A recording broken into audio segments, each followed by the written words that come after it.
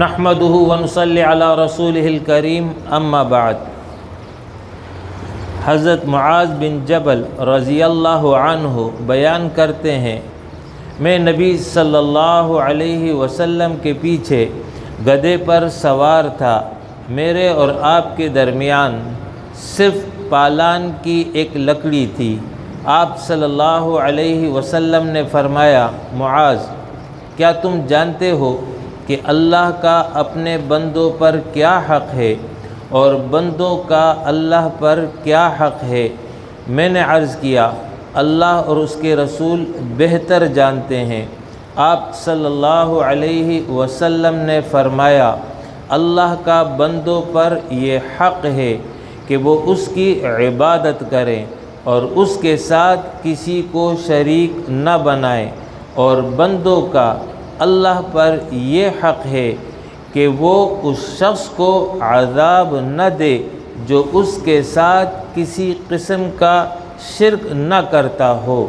میں نے عرض کیا، اللہ کے رسول، کیا میں لوگوں کو اس کی بشارت نہ دے دوں؟ آپ صلی اللہ علیہ وسلم نے فرمایا، انہیں بشارت نہ دو ورنہ وہ اس بات پر توکل کر لیں گے۔ یہ حدیث امام بخاری اور امام مسلم دونوں نے نقل کی ہے، متفق علیہ روایت ہے۔ اس حدیث میں رسول اللہ صلی اللہ علیہ وسلم نے تمام انسانوں پر اللہ کا جو حق ہے اس کو بیان فرمایا، اور یہ حضرت معاذ بن جبل رضی اللہ عنہ عظیم صحابی رسول ہیں۔ یہ آپ صلی اللہ علیہ وسلم کے ساتھ ایک سواری پر موجود تھے اور آپ کے بہت ہی قریب تھے۔ اس وقت آپ صلی اللہ علیہ وسلم نے سوالیہ انداز میں حضرت معاذ سے یہ پوچھا۔ سوالیہ انداز اس لیے اختیار کیا تاکہ وہ متوجہ ہو جائے اور اس بات کو توجہ سے سنے اور ذہن نشین کر لے اور آئندہ کے لیے خوب یاد رکھے۔ تو سوال یہ کیا کہ اللہ کا حق بندوں پر کیا ہے؟ تو جواب میں حضرت معاذ نے یہ فرمایا کہ اللہ اور اس کا رسول بہتر جانتا ہے۔ صحابہ یہ جملہ نبی صلی اللہ علیہ وسلم کے سوال پر دہراتے تھے دو وجہ سے۔ ایک وجہ یہ تھی کہ صحابہ کو علم نہیں ہوتا تھا تو اللہ اور اس کے رسول کی طرف اس کو لوٹا دیتے۔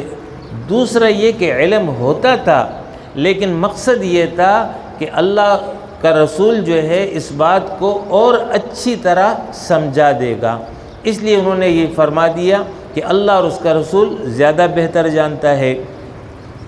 تو آپ صلی اللہ علیہ وسلم نے وضاحت فرما دی کہ اللہ کا حق یہ ہے کہ لوگ جو ہے اس کی عبادت کریں اور اس کے ساتھ کسی کو شریک نہ قرار دیں۔ اللہ رب العالمین کے دو حق بیان ہوئے ہیں، پہلا حق اثبات میں ہے، دوسرا حق نفی میں ہے۔ اثبات یعنی اس کی عبادت کی جائے، اور نفی یہ کہ اس کے ما سوا کسی اور کی عبادت نہ کی جائے۔ جس طرح تخلیق میں، زندگی اور موت دینے میں، رزق دینے میں اور باقی جو صفات ربوبیت میں وہ منفرد ہے، یعنی اس کے ساتھ کوئی دوسرا اس کا شریک نہیں ہے، تو اسی طرح صفات الوہیت میں بھی وہ منفرد ہے، لہٰذا اسی کی اطاعت اور عبادت کرنا یہ اس کا حق ہے۔ مطلب آپ صلی اللہ علیہ وسلم کا یہ ہے کہ خالص اسی کی عبادت کی جائے اور اس کے ساتھ کسی اور کو اطاعت اور عبادت میں شریک نہ کیا جائے۔ عبادت کس کو کہتے ہیں؟ عبادت عربی زبان کا لفظ ہے، اس کا معنی لغوی یعنی اہل لسان جو بیان کرتے ہیں وہ یہ ہے کہ انتہائی جھکاؤ، پستی یا آخری درجے کی عاجزی۔ مطلب یہ ہے کہ تابع، مطیع، فرما بردار بن کر رہنا، یہ اس کا معنی لغوی ہے، جبکہ شرعی معنی ہے عقیدہ، قول، عمل اور اخلاق۔ ان تمام چیزوں میں اللہ تعالیٰ کی رضا اور اس کے پسند کے مطابق جو ہے ان سب کو اختیار کرنا۔ اور یہی بات قرآن مجید کی اس آیت میں ذکر ہے کہ قل ان صلاتی ونسکی ومحیای ومماتی للہ رب العالمین، آپ کہہ دیجئے کہ میری نماز، میری قربانی، میرا جینا اور میرا مرنا سب کا سب اللہ کے لیے ہے۔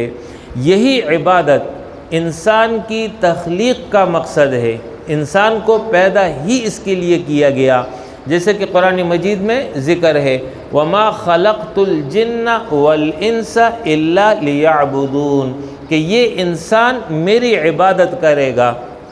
اور یہی حکم تمام انبیاء کو دیا کہ اپنی اپنی قوموں کو میرا یہ حکم پہنچا دے وَلَقَدْ بَعَثْنَا فِي كُلِّ أُمَّةٍ رَسُولًا أَنِ اعْبُدُوا اللَّهَ وَاجْتَنِبُوا الطَّاغُوتَ، یقیناً ہم نے بھیجا ہر امت میں رسول اس حکم کے ساتھ کہ لوگوں کو کہہ دیں کہ اللہ کی عبادت کریں اور طاغوت سے اجتناب کریں۔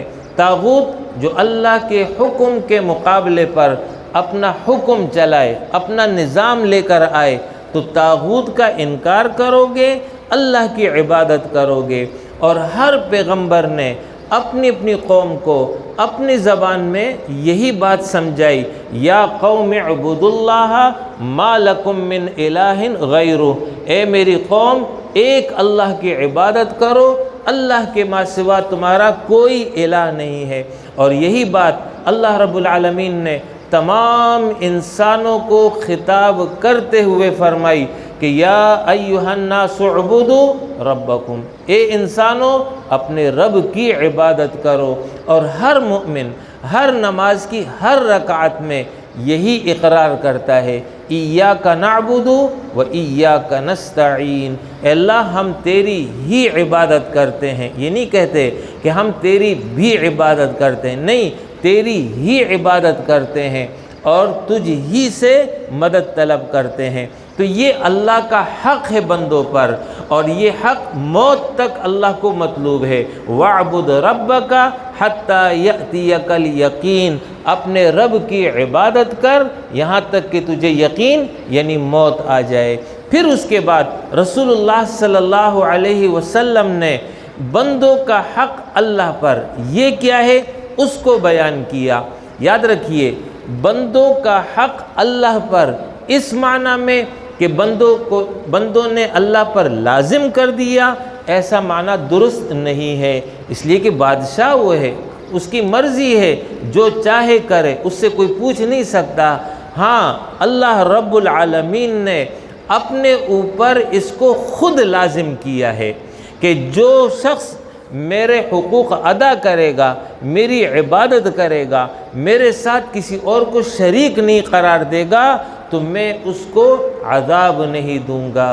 تو یہ اللہ رب العالمین نے وعدہ کیا ہے۔ وَمَنْ أَصْدَقُ مِنَ اللَّهِ حَدِيثًا، اور اللہ سے زیادہ سچی بات کس کی ہو سکتی ہے۔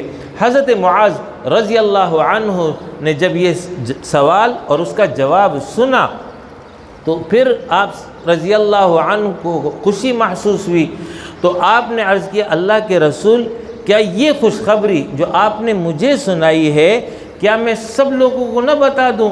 تو آپ صلی اللہ علیہ وسلم نے حضرت معاذ کو اس وقت منع فرما دیا کہ نہیں، لوگوں کو اس کی خبر ابھی نہ دو۔ کیوں؟